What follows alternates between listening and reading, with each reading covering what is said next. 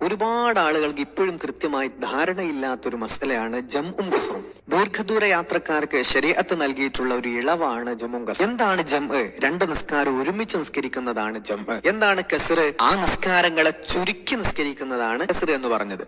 അപ്പൊ ജംഉം കസ്റും എന്ന് പറഞ്ഞാൽ ഒന്നിച്ച് നിസ്കരിക്കുന്നതോടൊപ്പം അതിനെ ചുരുക്കുക എന്ന് പറഞ്ഞാൽ ളുഹറും അസറും പരസ്പരം ളുഹറിന് അസറിന്റെ സമയത്ത് നിസ്കരിക്കാം, അസറിന് ളുഹറിന്റെ സമയത്ത് നിസ്കരിക്കാം. ഇത് രണ്ടും ഒരുമിച്ച് നിസ്കരിക്കുന്നതാണ് ജംആക്കുക. ഇനി കസ്റാക്കുക എന്ന് പറഞ്ഞാലോ ളുഹറ് രണ്ടാക്കി നിസ്കരിക്കാം, അസർ രണ്ടാക്കി നിസ്കരിക്കാം.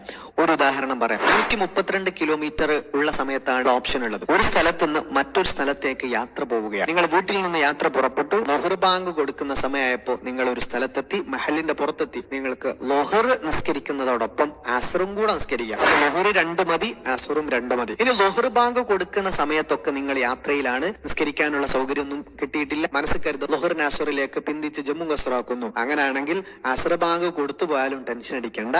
അസർ നിസ്കരിക്കുമ്പോ മഗ്‌രിബ് ബാങ്ക് കൊടുക്കുന്നതിന് മുമ്പ് വരെ സമയമുണ്ട്. അസർ 2, ളുഹർ 2 അങ്ങനെ നിസ്കരിച്ചാൽ മതി. അതുപോലെ പരസ്പരം ജംഉം കസ്റാക്കാൻ പറ്റുന്ന 2 നിസ്കാരമാണ് മഗ്‌രിബും ഇശാഉം. ഇങ്ങനെയുള്ള നിസ്കാരമാണ് ജംഉം കസ്റും. ഇതിലൊരിക്കലും നമുക്ക് സുബ്ഹ് ജംആക്കാനോ കസ്റാക്കാനോ ഉള്ള ഓപ്ഷൻ ഇല്ല. ഇത് പരമാവധി എല്ലാവരിലേക്ക് അയച്ചു.